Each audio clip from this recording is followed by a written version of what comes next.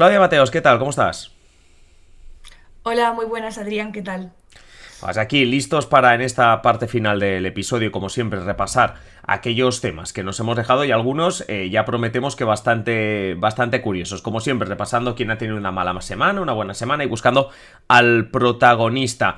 Estamos mirando muy hacia afuera. En esta sección, esta semana, tenemos bastante política internacional y empezamos por un hecho prácticamente sin precedentes y lo contamos, Claudia, a través de quién ha tenido la peor semana casi de la política internacional. Pues esta vez hemos elegido a Jorge Glass, expresidente de Ecuador, ex vicepresidente de Ecuador, perdón. Lo hemos elegido esta semana por la persecución judicial, o lawfare, como se dice ahora, a la que está siendo sometido. Jorge Glass fue hospitalizado este lunes después de sufrir una sobredosis de ansiolíticos, antidepresivos y sedantes, según consta en un parte policial al que han tenido acceso algunos medios de comunicación como el ABC.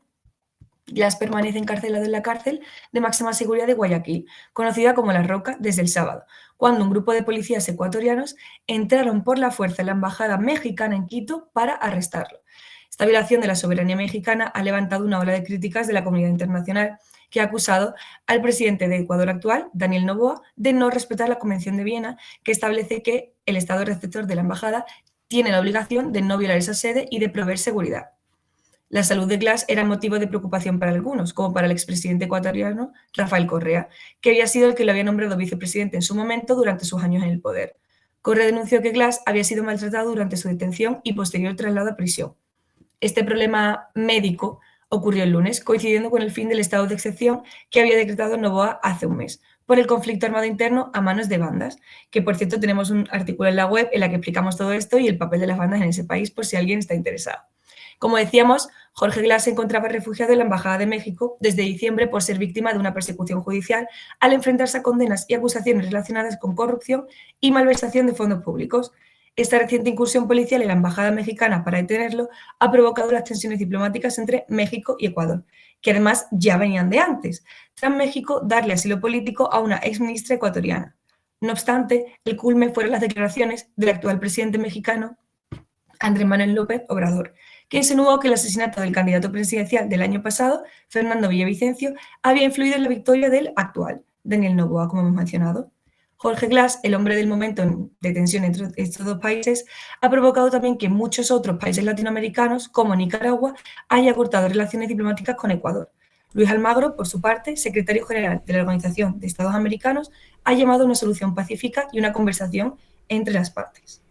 Porque más allá de esta situación personal médica de Jorge Glass, pues básicamente lo decíamos, algo sin precedente que un país viole la embajada de otro. Recordemos que además también tenemos otro artículo dentro de la web, ya estamos haciendo aquí todo publicidad, en el que explicamos la diferencia entre una embajada y un consulado, y la embajada básicamente es territorio de un país, por tanto cuando policía, ejército de Ecuador entra en una embajada mexicana, están realmente entrando en territorio mexicano, y de aquí que también sea una de las noticias en política internacional, seguramente lo habríais escuchado antes, pero una de las noticias más interesantes de los últimos días. Ahora, Claudia, te tengo que preguntar, ¿quién ha tenido una buena semana? Y de verdad que esto, yo no sé si habéis escuchado esta noticia, atentos, porque Claudia, ¿quién ha tenido una buena semana? Pues algo diferente en este episodio, a las que han llamado las abuelas suizas, tras ganar un histórico caso climático en Estrasburgo. Pues os cuento, tras una batalla de 6 años y ser derrotadas en el Tribunal Federal, que es la máxima instancia judicial de Suiza, a finales de marzo, un grupo de aproximadamente nada más y nada menos que 2.000 ancianas suizas llevaron su gobierno ante el Tribunal Europeo de Derechos Humanos por el cambio climático. Con una edad promedio de 73 años, afirmaban que las políticas climáticas del país estaban poniendo en peligro su salud y sus derechos. Suiza no negaba que el cambio climático pudiese afectar a la salud, pero argumentaba que las emisiones no estaban directamente vinculadas a la salud de las mujeres mayores.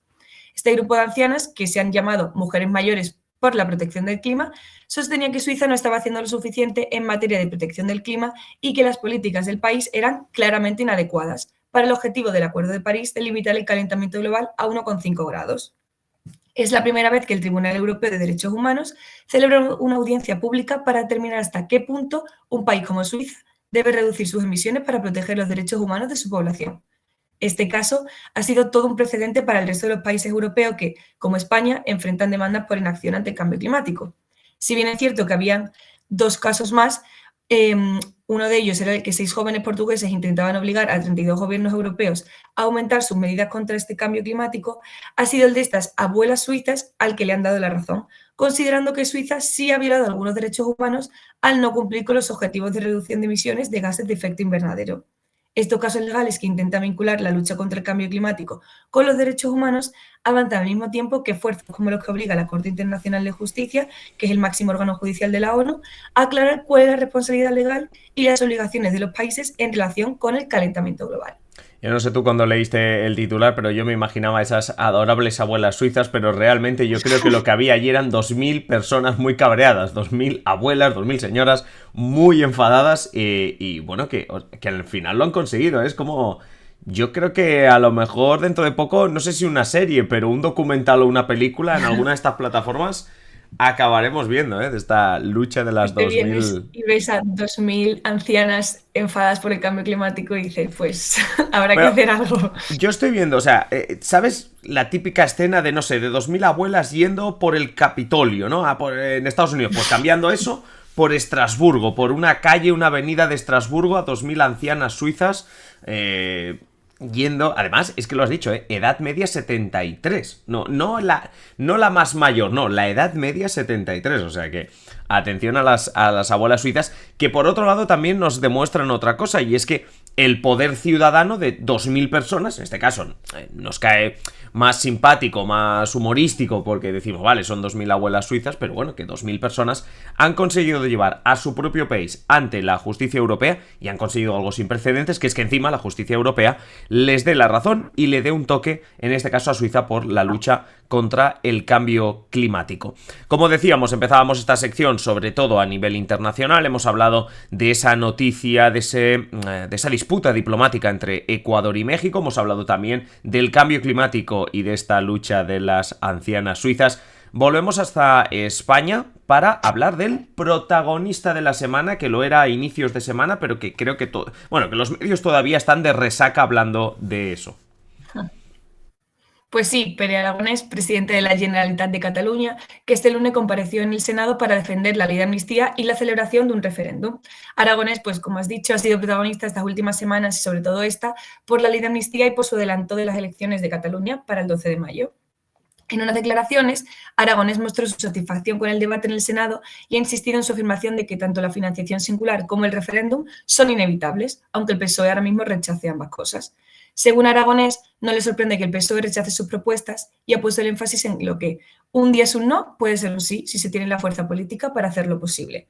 El presidente ha asegurado que Cataluña, tarde o temprano, tendrá una financiación singular y un referéndum de independencia pese al rechazo frontal que actualmente le dispensan los dos grandes partidos estatales, el PP y el PSOE. Declaró que la amnistía un día dejó de ser inconstitucional, pues también pasará con el referéndum. Sí, la verdad que entre la intervención de Pere Aragonés el lunes en el Senado y la entrevista que concedió el expresidente Carles Puigdemont en RAC1, se puede decir, Claudia, que todo esto ya va siendo parte de una precampaña. Hablábamos en el episodio de hoy de las elecciones vascas, que están a la vuelta de la esquina, pero es que ya casi estamos hablando de precampaña en Cataluña. Efectivamente, todo esto lo podemos relacionar con las elecciones catalanas que tenemos cerquita y bueno, aprovechar esto como campaña electoral, tanto el referéndum como la financiación de la que hablaba, que busca emular la navarra y la vasca y conseguir una soberanía fiscal plena y hacerse cargo de la recaudación y gestión de todos los impuestos que se pagan en Cataluña. El PP ha criticado la ley de amnistía por su inconstitucionalidad, por romper la separación de poderes y por acabar con el principio de igualdad. Entre las más críticas ha estado Isabel Díaz Ayuso, que ha sostenido que lo que no debería pasar nunca es que el Estado pida perdón a los criminales que pretendieron destruirlo con el dinero de todos. Asimismo, este martes el Tribunal Constitucional suspendió la iniciativa legislativa popular para que esta Cámara declare la independencia de Cataluña. La decisión fue tomada por todos los jueces del Tribunal Constitucional después de que el Gobierno central presentara una objeción legal contra esta propuesta, argumentando que va en contra de las leyes vigentes. El presidente catalán ha añadido, en referencia a este referéndum, que España es un Estado débil porque se basa en la obligación de formar parte de él y no en la libertad de poder separarse de él. Ujú. Y bueno, pues de elecciones en elecciones, hoy todo va de elecciones, las elecciones vascas, acabamos de hablar de las catalanas, pues de elecciones en elecciones, y tiro porque me toca, porque te quiero preguntar como siempre para cerrar el episodio, ¿qué se está perdiendo la gente en nuestra página web, en nuestras redes sociales? Cuéntanos porque también va de elecciones. Este lunes se celebró la segunda vuelta de las elecciones eslovacas que le dieron la victoria a Peter Pellegrini con un 54% de los votos. Esto es muy importante dentro de Europa, ya que este candidato se acerca mucho al primer ministro húngaro Viktor Orbán por sus ideas prorrusas. Pellegrini, junto con él, defiende la negociación con Rusia para poner fin al conflicto y detener el apoyo militar a Ucrania. Esto ha sido duramente criticado durante la campaña electoral por su oposición, que lo acusó de vulnerar el Estado de Derecho. Todo esto y la importancia que puede tener tanto a nivel de guerra entre Rusia y Ucrania como dentro de la Unión Europea, pues lo hemos contado en un artículo que ya subimos esta semana a la web. Qué bien, lo vendemos todo. ¿Cuánta publicidad hacemos en nuestra página web? Ya sabéis, simplepolitica.com. Y pues ya sabéis, nuestras redes sociales en X, como ahora se dice eso de la antigua Twitter, ¿no? Pues en X, en Instagram y en TikTok, como siempre. Claudia Mateos, te agradecemos como siempre en cada episodio, recordando las otras noticias que nos estamos perdiendo. Y nada, te esperamos la semana que viene. Muchas gracias. Hasta la semana que viene.